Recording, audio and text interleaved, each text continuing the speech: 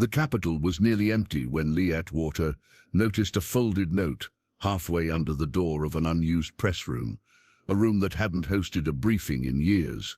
The paper was thick, official and stamped for a closed session that never appeared on any public schedule. Someone hadn't dropped it. Someone had slid it there quietly after midnight. Lee crouched slightly and pulled the folded note fully into the hallway, feeling the weight of its paper stock.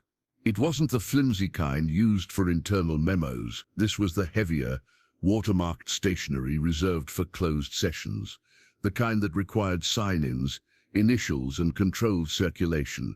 For such a document to appear here, outside an abandoned press room, meant someone had placed it with intention. It was a message, not a mistake. He unfolded the note carefully. Inside was a single paragraph, typed in a clean old government font. Closed session proceedings, not for distribution. Reassigned to designated review room. No signatures, no timestamps, no routing number. The bottom corner bore a faint pencil mark, a diagonal slash, familiar in its pressure and angle. Someone who knew the building's older shorthand had handled this page. Lee studied the door the note had been tucked under. The press room beyond it was obsolete, dark for years. Its equipment removed, its windows sealed. He pushed the door open. It resisted at first, then gave way with a slow groan. Inside, the room was exactly what he expected. Unused microphones piled in a corner, dust on the podium, a faint outline on the wall where a logo placard once hung. But something new disturbed the stillness. A chair pulled slightly out from the long table, its legs angled as if someone had been sitting there not long ago. Lee scanned the table. In the center lay a small rectangle of undisturbed dust, the exact size and shape of the note he now held. Someone had placed it here, reviewed something, then slid the document under the door for him to find. He approached the chair. The floor beneath it carried a faint scuff, not from panic or haste, but from a steady rise. Someone leaving quietly, pulling the chair back into place, almost. As he stood there, Lee sensed more than heard a shift in the air outside, a soft displacement, like a coat brushing lightly against a wall. He stepped back toward the open door, eyes moving along the dim hallway. Nothing, only stillness and the hum of old fluorescent lights, but the stillness felt shaped, arranged. He slipped the folded note into his coat and examined the corridor floor. A faint trail of carpet fibers disturbed in a narrow line led away from the press room, curving toward a side hallway used mostly by maintenance staff. Not quite footprints, more like the drag of a briefcase or folder. Lee followed the subtle path until it ended at a junction where the lighting was especially weak. He paused at the corner and listened. Buildings made their own noises at night. Vents, water lines, settling beat. But beneath all that he listened for the rhythm of deliberate movement. A distant door latch clicked, soft, controlled, someone moving one step ahead of him. Lee straightened his coat and continued forward. Whoever had placed the note wasn't merely pointing to a forgotten session. They were guiding him room to room, signal to signal, and the night had only begun to reveal its shape. Lee continued down the dim service hallway, his shoes brushing quietly against the old carpet. The echo was shallow here, absorbed by thick walls and aging insulation, giving the impression that sound itself preferred not to travel too far after midnight. Ahead, the corridor narrowed before widening again into a small auxiliary foyer, a space that had once served as a staging area for press equipment decades earlier. A single fluorescent fixture flickered overhead, its light pulsing just enough to illuminate a thin line of disturbed dust on the floor. The pattern was unmistakable. Someone had carried a stack of documents or a legal pad through here, each movement creating a faint drift in its wake. Lee followed it. At the far end of the foyer, he noticed something tucked behind a rolling service cart. A manila folder, half hidden but placed deliberately enough that it wouldn't be mistaken for trash. He slid it out with the tip of his shoe before picking it up. Inside there was only one page, a routing slip. Undated, uninitialed, stamped closed session holding. The receiving office listed at the top had been dissolved years ago, folded into another department during a round of restructuring. Someone was resurrecting fragments from an administrative past, no longer referenced in the present. At the bottom corner of the page, a faint pencil slash marked the paper. The same hand, the same pressure, the same signature of intent. Lee returned the page to the folder and tucked it under his arm as he examined the foyer. The walls bore faint discolorations where signage had once hung, and the bulletin board beside the service cart still held metal pins pressed into cork, though no notices remained. Except one. There, near the lower right corner, barely clinging to a rusted pin, was a tiny scrap of paper. He pulled it free. Typed on it was a single phrase, "Wrong room." Nothing else. No indication of what had been placed there or where. Lee slipped the scrap into his coat with the note from the press room. Someone was using the bureaucracy itself as a trail, not through scandal, but through misfiled echoes of meetings never properly concluded. A faint noise drifted from the hallway beyond, not footsteps, but the near-silent whisper of fabric brushing against a doorway. Someone had just passed through. Lee followed. The corridor opened into a longer passage with linoleum floors that reflected the dim lights over. Halfway down, a door on the left stood ajar, its placard reading "Document Review, Internal Use Only." The last time Lee had seen this room in daylight, it had been packed with aides sorting briefs before sessions. Tonight, its silence felt weighted. He pushed the door open. The room had been cleaned out long ago, desks removed, filing cabinets emptied. Only a single rolling chair remained near the window, its wheels angled slightly as if it had been turned to face the door recently. On the windowsill, positioned perfectly in the thin glow of an exterior lamp, sat another closed session document, folded lengthwise, held in place by a paperweight shaped like the Capitol dome. Lee lifted the weight and unfolded the document. This one was different. A partial transcript. The lines were short, clipped phrases from a meeting cut mid-discussion, but one line at the bottom was underlined in pencil: "Return materials to designated vault room." Beneath it, in a smaller, fainter script, "Not this one." Lee stood still, the paper resting between his fingers. The signal wasn't subtle anymore. Whoever orchestrated this night was directing him toward a specific location. Not the press room, not the auxiliary offices, but something deeper, something older. A door at the back of the review room creaked softly. Lee turned. The door eased shut by itself, the hinge settling with a final hollow click. Someone had been in that room moments before he arrived. Someone who wanted him to know he was following the trail correctly. And for the first time tonight, the rhythm of the building felt like it was tightening, drawing him toward a single point where the scattered fragments of the past converged. Lee folded the transcript, slipped it into his coat, and stepped back into the hallway, ready for the next deliberate signal waiting in the dark. Lee stepped back into the long hallway, letting the door to the review room settle behind him. The linoleum beneath his feet carried a faint, rhythmic vibration from the building's mechanical systems, a low hum that masked smaller noises. But he was listening for something more deliberate, the kind of movement that didn't belong to vents or aging ductwork. Ahead, the corridor branched into two paths. One leading toward modern offices, where bright lighting and updated fixtures would betray any attempt at subtlety. The other slanting downward toward older wings that had survived multiple renovations, simply because no one wanted to deal with their wiring. Lee chose the latter. As he descended the gradual slope, the air shifted, cooler, more stagnant. The faint scent of metal and aging paper drifted upward. He recognized the smell instantly: archival storage, the kind that hadn't seen a full audit in years. Someone had been steering him toward forgotten sections of the building, places where the past clung quietly to the walls. At the bottom of the slope, the hallway widened into a rectangular landing. A single maintenance lamp had been placed on the floor, its cord trailing under a nearby door. The bulb emitted a soft, warm glow, too intentional to be accidental. Lee crouched briefly, examining the base of the lamp. A thin smear of dust had been wiped clean in a semicircle around it, as if someone had set it down carefully, then adjusted it for precise effect. Not a random worker guide. He followed the cord under the door and pushed it open. Inside was a compact storage room once used for overflow filing, Shelving units lined the walls, half empty, their labels yellowed with age. But the center of the room held something specific. A single metal rolling cart with a stack of file jackets placed neatly on top. Only one jacket was open. Lee approached the cart. The open file contained a photocopy of a closed session attendance roster.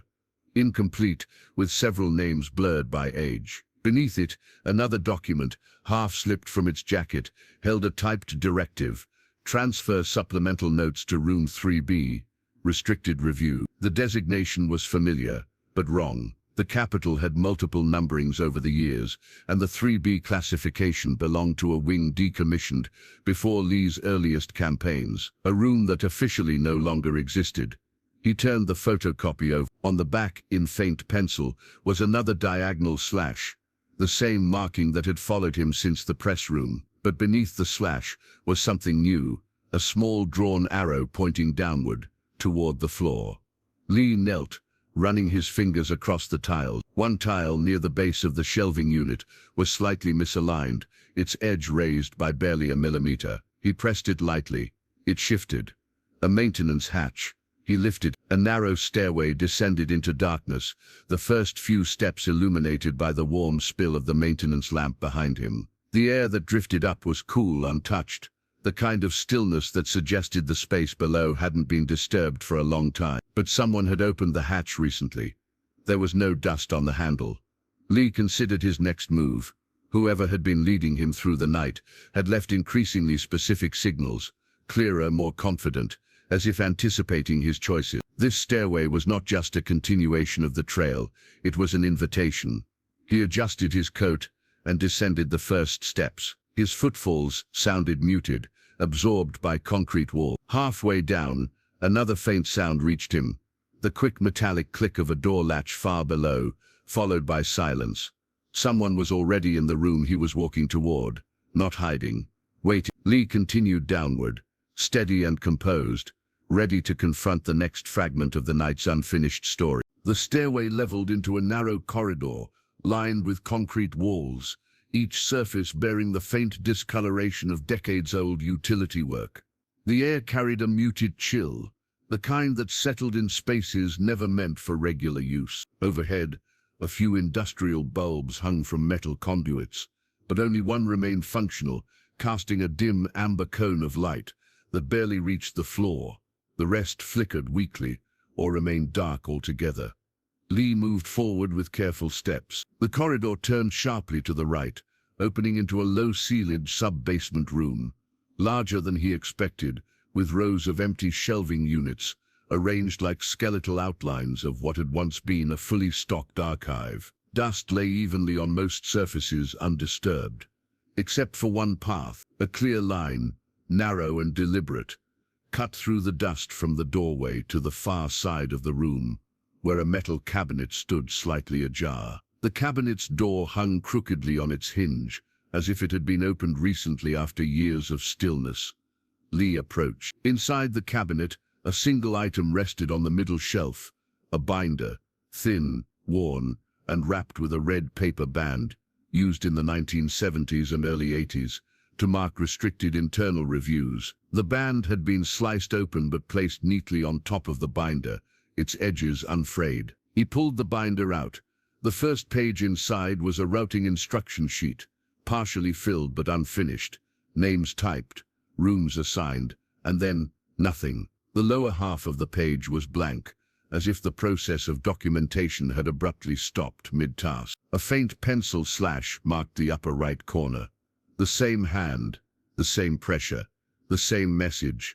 Lee turned to the next page. It wasn't a transcript, nor a summary, but a list of anticipated items for a closed session that appeared nowhere in public or archived schedules. Half the bullet points were mundane, routine discussions, administrative concerns, procedural clarifications, but one line stood out: re-evaluation of room assignment, prior misplacement noted.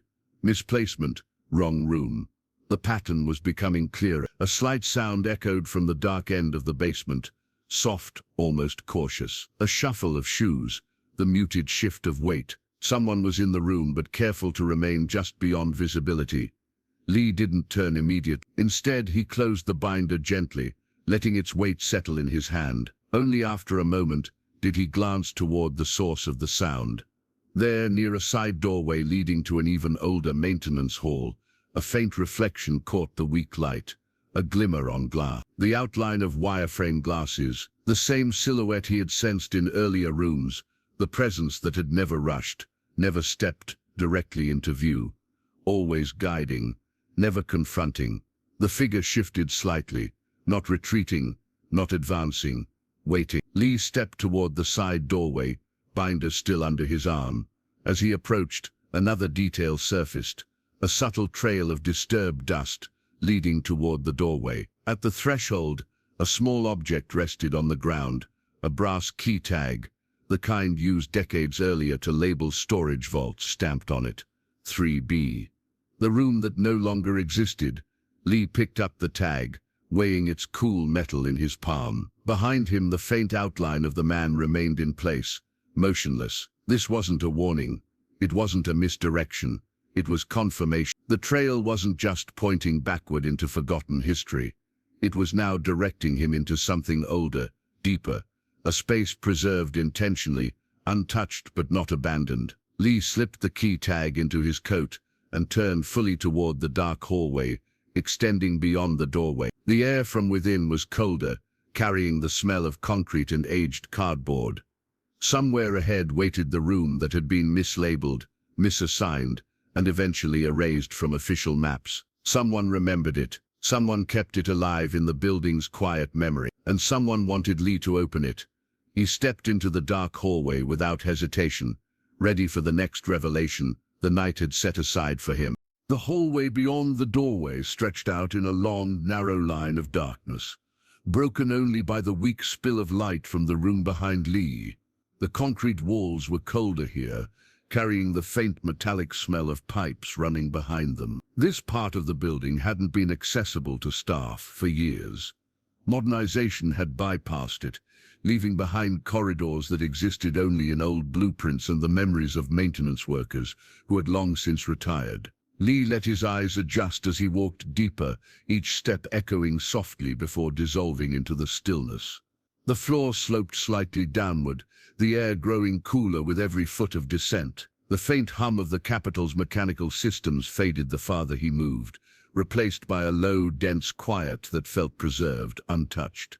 As he turned a corner, he noticed something on the wall, a small brass number plate screwed into the concrete, the digits oxidized but still legible. 3 Bear. The arrow pointed further into the darkness. Someone had not only remembered this hallway, they had deliberately revealed its markers again. A few steps later, the corridor opened into a wider chamber. The ceiling here was lower, the lighting reduced to a single industrial bulb, hanging from an exposed wire. Under that weak circle of light stood a heavy steel door, unpainted, unmarked, unmistakably old. A strip of red tape, brittle with age, clung stubbornly to its upper edge. Lee approached slowly. Set into the frame beside the door was a recessed keyhole with a brass ring around it. The metal tag in his coat pocket fit the profile exactly.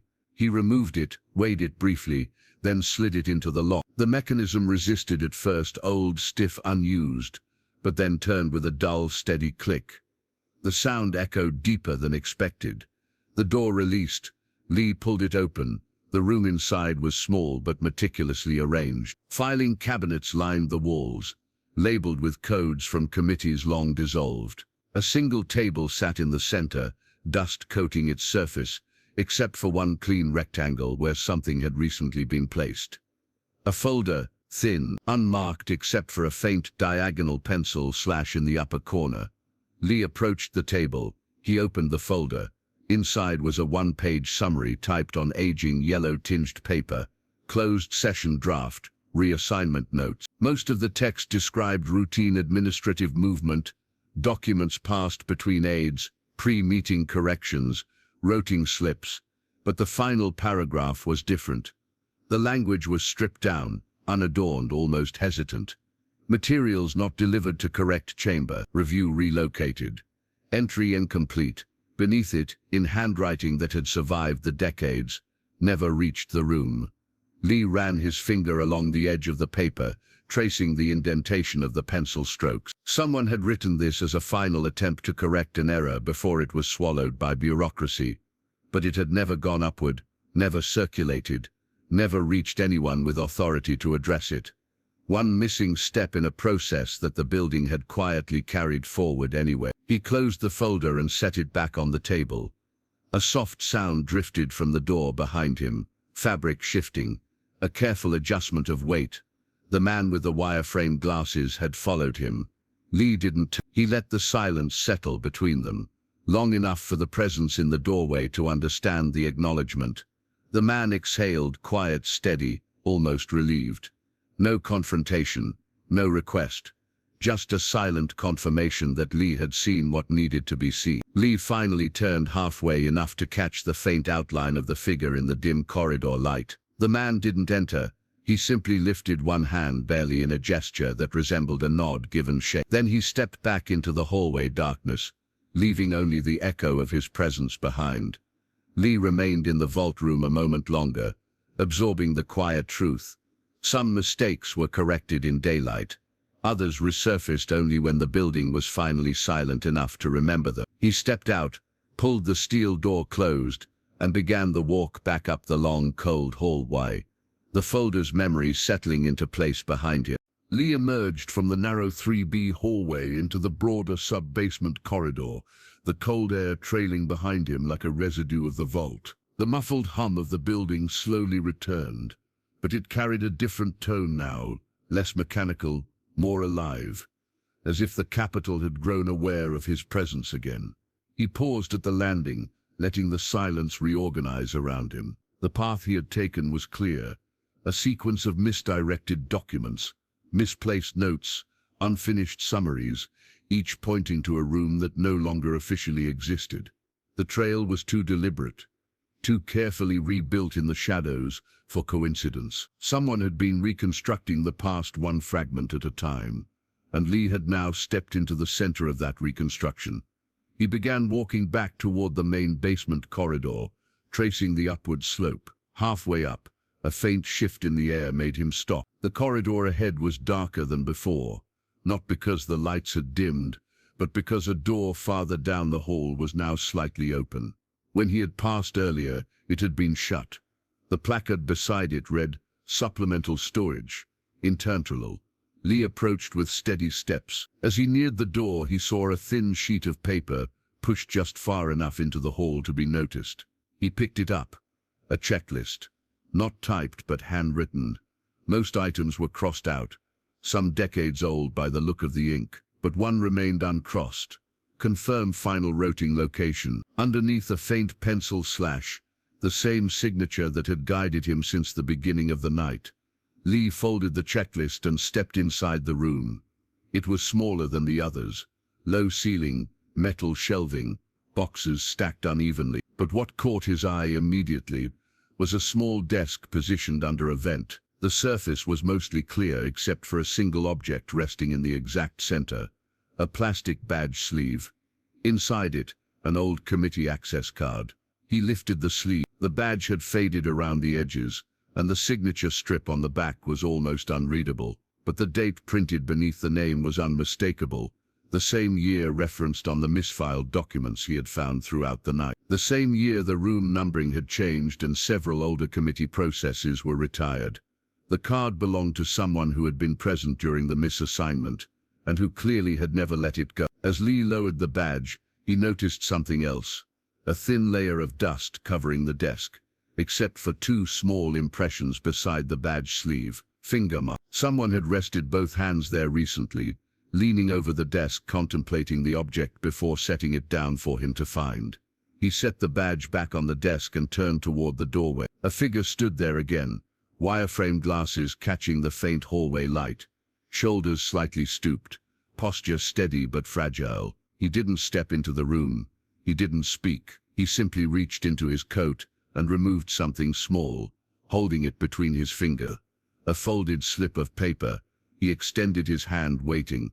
Lee approached and accepted the slip. The figure stepped back into the hallway, but did not leave, holding his place just beyond the threshold.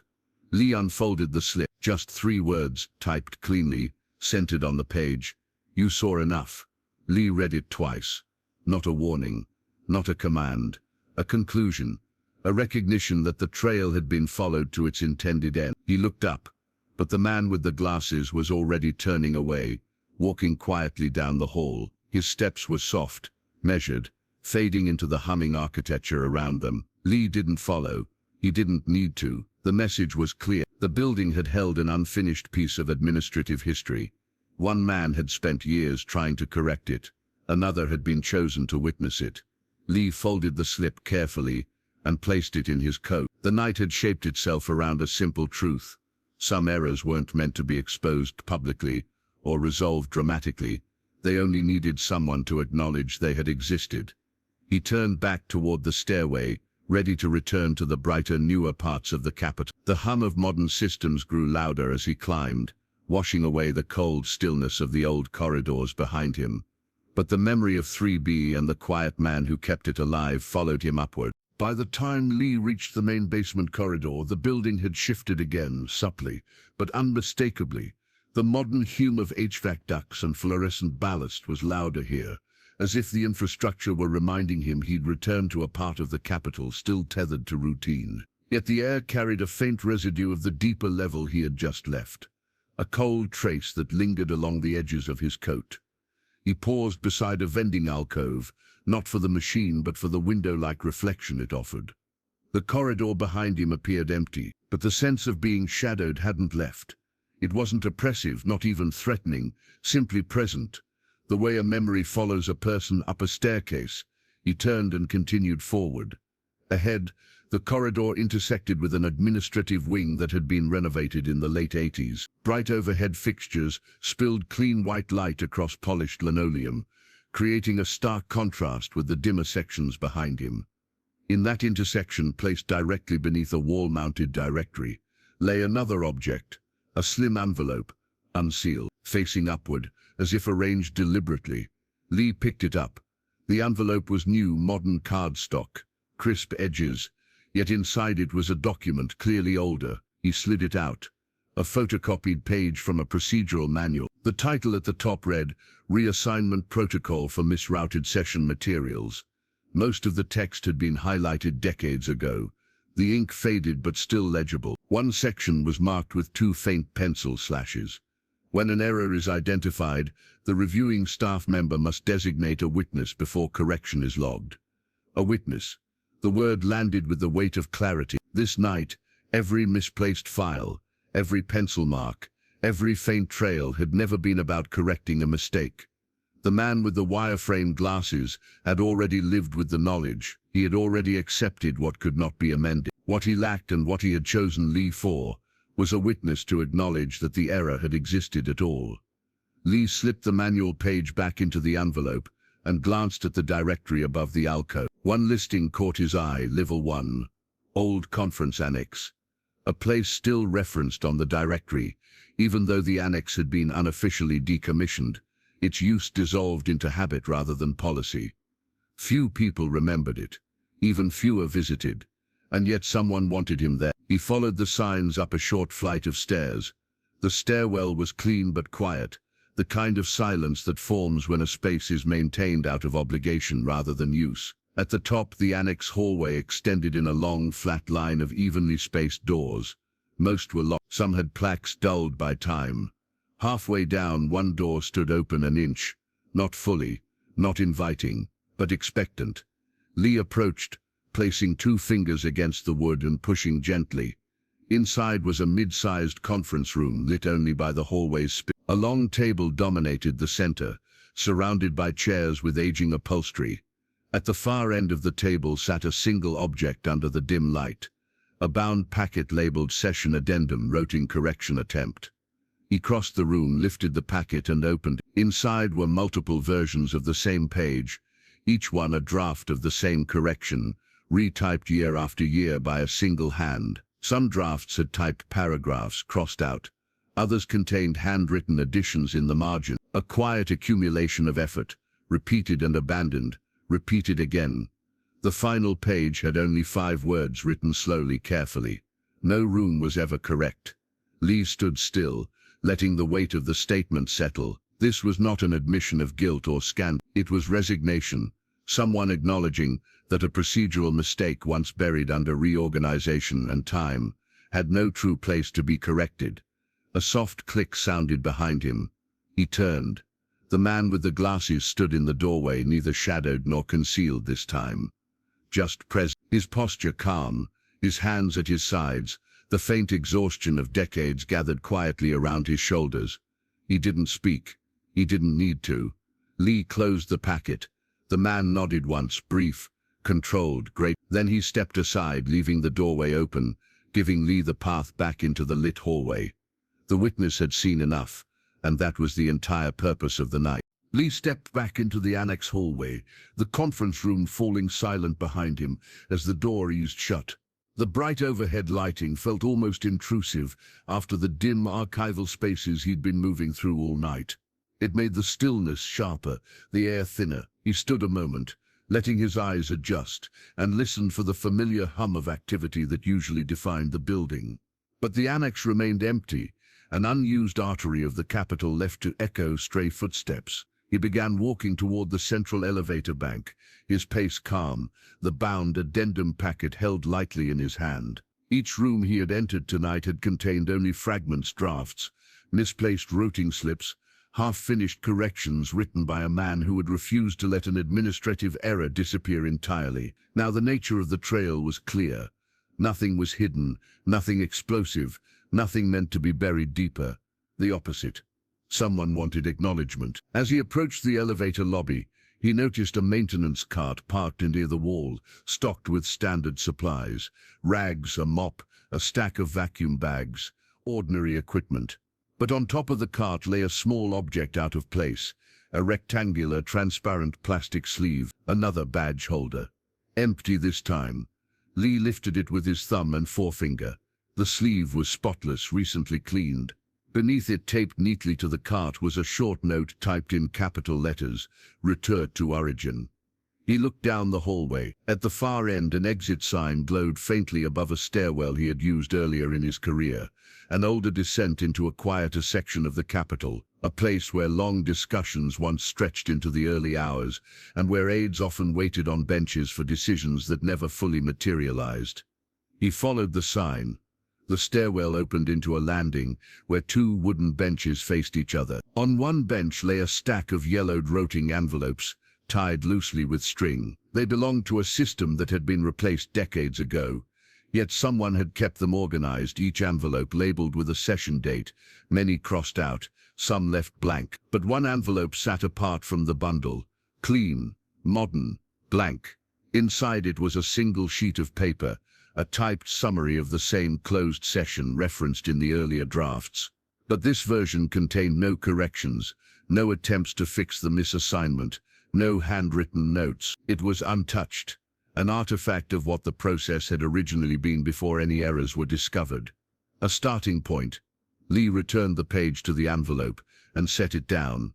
This was what return to origin meant, not physically but procedurally, recognizing the moment before the mistake occurred, acknowledging the path that had followed, and accepting the limits of what could be corrected after so many years. Footsteps echoed faintly above, not fast, not urgent, measured.